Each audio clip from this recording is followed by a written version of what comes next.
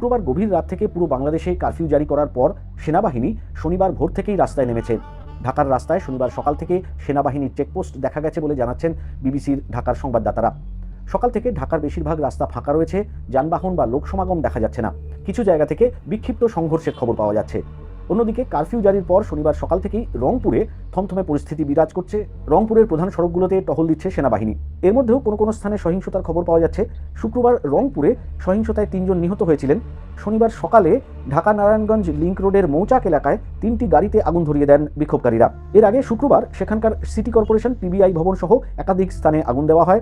ঢাকা নারায়ণগঞ্জের ঝালকুড়ি এলাকায় শীতল পরিবহনের 26টি বাসে আগুন দেওয়ার ঘটনা ঘটে। শনিবার বেলা 12:30 পর্যন্ত রাজশাহীতে কোনো বিক্ষোভ বা সংঘাতের ঘটনা দেখা যায়নি বলে সেখান থেকে জানিয়েছেন স্থানীয় সাংবাদিক শফিকুল ইসলাম। কারফিউ জারি করার ফলে শহরে যান চলাচল আর দোকানপাট বন্ধ রয়েছে। যদিও বেলা 12:30 পর্যন্ত রাজশাহীতে সেনাবাহিনীর সদস্যদের দেখা যায়নি, তবে শহর জুড়ে পুলিশ, বিজিবি সহ একাধিক আইন শৃঙ্খলা রক্ষাকারী বাহিনীর সদস্যকে টহল দিতে দেখা গেছে। শনিবার 2 ঘন্টার বিরতির পর রোববার সকাল 10টা পর্যন্ত কারফিউ চলার কথা রয়েছে। চট্টগ্রাম থেকে জানা গেছে যে সারা দেশে সেনাবাহিনী মোতায়েনের কথা জানানো হলেও বেলা 1টা পর্যন্ত চট্টগ্রামের শহরে সেনাবাহিনীর উপস্থিতি দেখা যায়নি। নগরের মোড়ে মোড়ে চেকপোস্ট বসিয়েছে পুলিশ। এছাড়াও শহরে টহল দিচ্ছে বিজিবি। সামাজিক মাধ্যম ও অনলাইন পোর্টালগুলো বন্ধ থাকায় চট্টগ্রামের অনেকেই কারফিউ জারির কথা জানতে পারেননি বলে স্থানীয় সাংবাদিক অনুপম শীল জানাচ্ছেন। ইন্টারনেট সেবা সম্পূর্ণভাবে বন্ধ থাকার কারণে ঢাকা থেকে বিবিসির সহকর্মীরা সরাসরি খবরাখবর পাঠাতে পারছেন না। তাদের কাছ থেকেই খবরাখবর জেনে আপনাদের কাছে তুলে ধরছি। কলকাতা থেকে আমি অমিতাভ ভট্টশালী। শনিবার বিকেল পর্যন্ত ঢাকা থেকে আমাদের সহকর্মীরা যা জানাচ্ছেন তার মধ্যে কারফিউয়ের খবর ছাড়া আরেকটি যে গুরুত্বপূর্ণ খবর রয়েছে সেটি হলো নরসিংদীতে কারাগারে হামলার পর কয়েদিদের পালিয়ে যাওয়ার খবর। শুক্রবার বিকেলে নরসিংদীর কারাগারে হামলার পর সেখানকার 8 শতাধিক কারাবন্দী পালিয়ে গেছে বলে কারা কর্মকর্তারা জানিয়েছেন।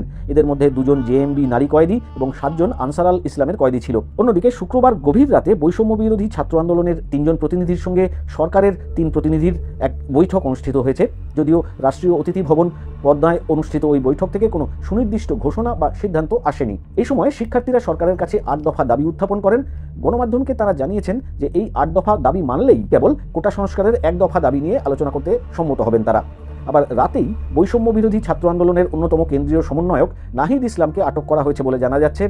এই আন্দোলনের একজন সমন্বয়ক শনিবার সকাল 10:30টার দিকে বিবিসিকে এক খুদে বার্তায় জানিয়েছেন যে কোটা সংস্কার আন্দোলনের অন্যতম কেন্দ্রীয় সমন্বয়ক মিস্টার ইসলামকে শুক্রবার মধ্যরাতে আটক করা হয়, তবে তিনি কোথায় রয়েছেন তা এখনও জানা যায়নি।